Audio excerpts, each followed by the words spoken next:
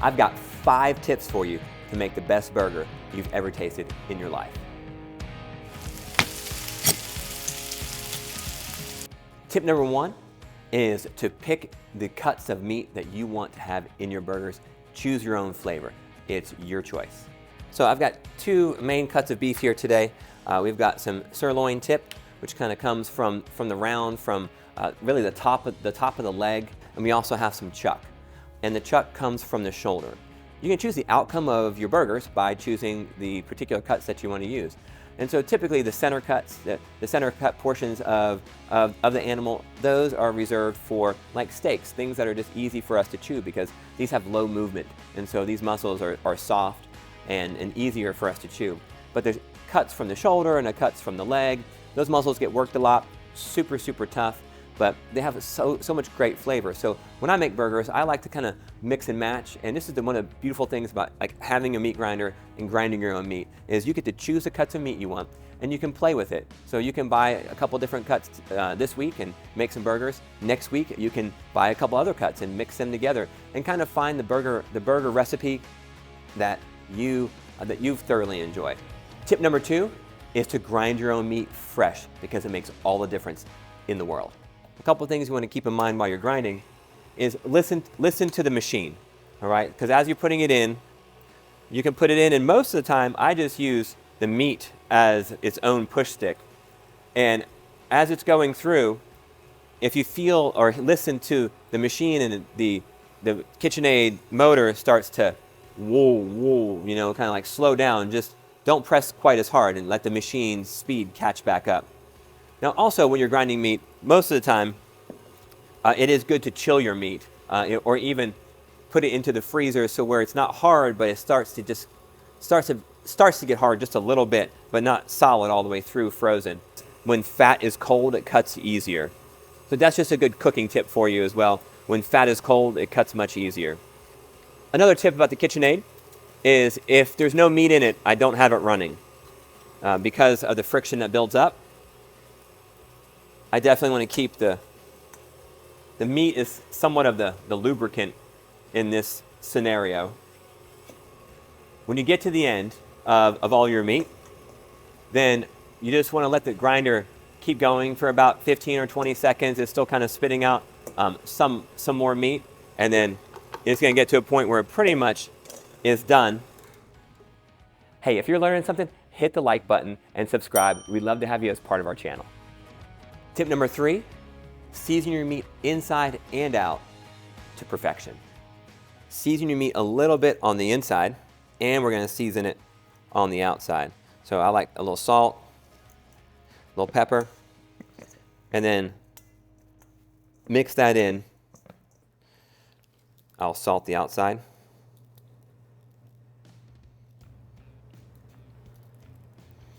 Okay, and I'm not going to do any pepper because I'm going to do some Creole. So this is one of my dry rubs. I like a little bit of dry rub. If you're a purist, that's okay. You can be a purist and go meat only. And I'm going to flip that over, and we're going to do the other side. Now I like to go front and back with the seasoning, and I like to see where everything is so I know how much seasoning I have, where it's at, and if I want to add more or not. Tip number 4 is make your own buns. There is nothing better than a homemade hamburger bun, and my recipe is one that you will want to repeat over and over. Actually, you'll never want to do anything else but this recipe for the rest of your life. So the wet dry method is where we typically put all the dry ingredients together and mix them really thoroughly so that everything's distributed. And then we're going to add the water. So when I do this, I like to put all the dry ingredients on one side and then all the wet on the other side. So here at the classroom, we always need in 3 steps. We first fold the dough in half, press one time, and then turn the dough. Fold, press, turn. We say fold, press, turn. Fold, press, turn. We do our little dance. Okay. So we're going to fold the outside to the middle.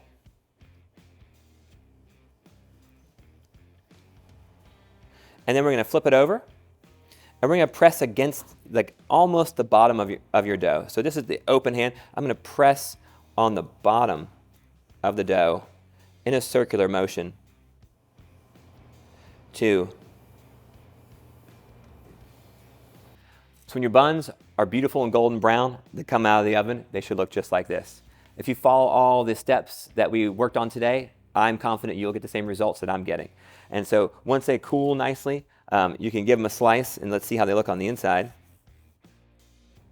Hey, if you're learning something, hit the like button and subscribe. We'd love to have you as part of our channel. Tip number 5 is how to rub your burgers and sear them to perfection. I like a little bit of dry rub. If you're a purist, that's okay. You can be a purist and go meat only. And I'm gonna flip that over, and we're gonna do the other side.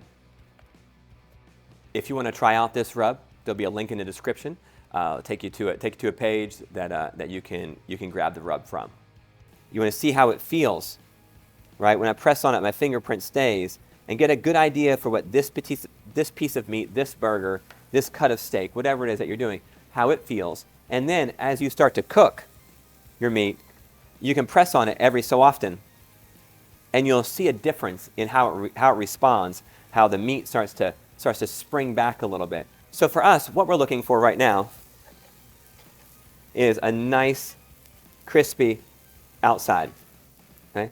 We're looking for a nice, crispy Maillard reaction on the bottom of my burger.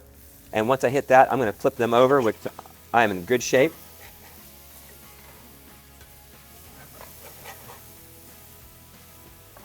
That's why I pressed on it earlier, to get that contact. And I'm going to do a light press on the second side, but you want to be careful not to do too much because you start squeezing your juices out. And give them a feel. This is where you're on the second side, and I can feel that I really am close to medium already because I left a little bit longer on the first side.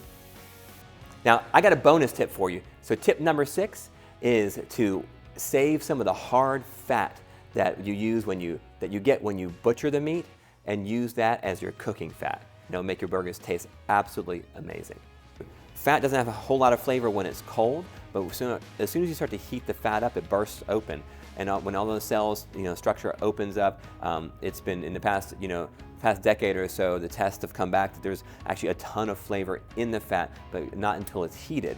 And so that's what we're going to do with this today. So as your pan's starting to heat up, I am going to start rendering some of the fat in my pan. So I'm going to take some of the hard fat to put it in the pan. So what I'm looking to do is just get a nice coating of shine of fat from this, and then the burgers, they'll do the rest. Hey, I hope you got a whole lot of great content out of these 5 tips. If you want to see the whole burger video, tutorial, step by step, the whole thing, just hit the like button, subscribe to our YouTube channel, and then click on the playlist that's for this burger. And you also see the link in our description that shows you how to make the burger buns, how we grind our own meat, and how we put it all together. And so join us on this journey, and let's cook together.